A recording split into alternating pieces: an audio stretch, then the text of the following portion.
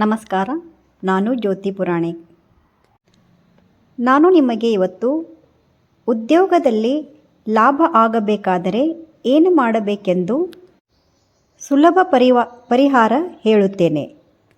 ಹಾಗೂ ವಿಡಿಯೋ ಕೊನೆಯ ತನಕ ನೋಡಬೇಕು. ಉದ್ಯೋಗದಲ್ಲಿ ಲಾಭ, ಪ್ರಗತಿ ಮತ್ತು ಸ್ಥಿರತೆ ಬರಬೇಕಾದರೆ ನಮ್ಮ ಧರ್ಮದಲ್ಲಿ ಹೇಳಿರುವ ಕೆಲವು ಆಚರಣೆಗಳು, ವ್ರತಗಳು ಮತ್ತು ಮನೋಭಾವನೆಗಳು ಬಹಳ ಮುಖ್ಯ. ಉದ್ಯೋಗ ಲಾಭಕ್ಕೆ ಧರ್ಮಾನುಸಾರ ಮಾಡುವುದು ಏನೆಂದರೆ, ಮೊದಲು ಪ್ರಾಮಾಣಿಕತೆ ಮತ್ತು ಕರ್ತವ್ಯನಿಷ್ಠೆ ಹಾಗೂ ಕರ್ಮಮಯ ಪೂಜಾ. ನಾವು ಮಾಡುವ ಕೆಲಸವನ್ನು ದೇವರಿಗೆ ಸಲ್ಲಿಸುವ ಭಾವದಿಂದ ಮಾಡಿದರೆ ಅದರ ಫಲ ಖಂಡಿತ ಬರುತ್ತದೆ. ದಿನನಿತ್ಯ ದೇವರ ಸ್ಮರಣೆ. ಪ್ರತಿದಿನ ಬೆಳಿಗ್ಗೆ ಕೆಲಸಕ್ಕೆ ಹೊರಡುವ ಮೊದಲು ಗಣಪತಿ ಸ್ಮರಣೆ ಮಾಡಬೇಕು. ಇದು ವಿಘ್ನ ನಿವಾರಣೆಗಾಗಿ. ಹಾಗೂ ಶ್ರೀ ಲಕ್ಷ್ಮೀ ದೇವಿಯ ಪ್ರಾರ್ಥನೆ. ಇದು ಆರ್ಥಿಕ ಸ್ಥಿರತೆಗಾಗಿ.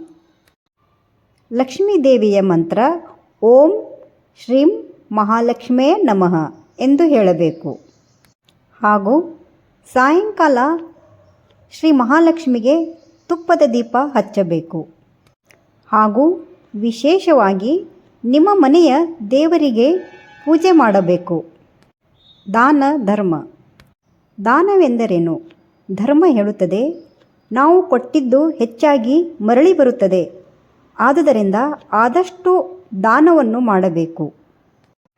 ಅನ್ನದಾನವಾಗಲಿ ಅಥವಾ ಧನದಾನವಾಗಲಿ ಅಥವಾ ಹಸಿದವರಿಗೆ ಆಹಾರ, ಬಡವರಿಗೆ ಸಹಾಯ ಮಾಡಬೇಕು.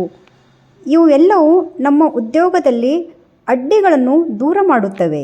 ಯಾವುದೇ ತೊಂದರೆ ಬಂದರೂ ಈ ದಾನಗಳಿಂದ ದೂರವಾಗುತ್ತವೆ.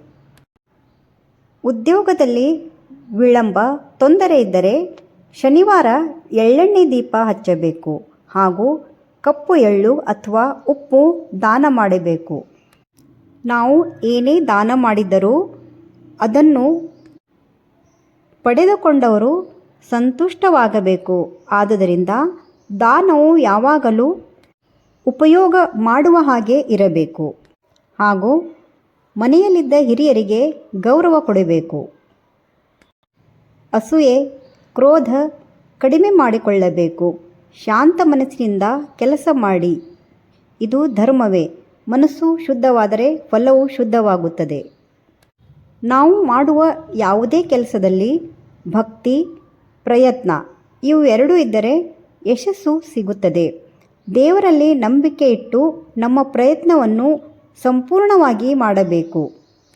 ಇದು ಉದ್ಯೋಗದಲ್ಲಿ ನೀವು ಲಾಭ ಪಡೆಯಬೇಕಾದರೆ ಇದನ್ನು ಅನುಸರಿಸಬೇಕು. ಧನ್ಯವಾದ.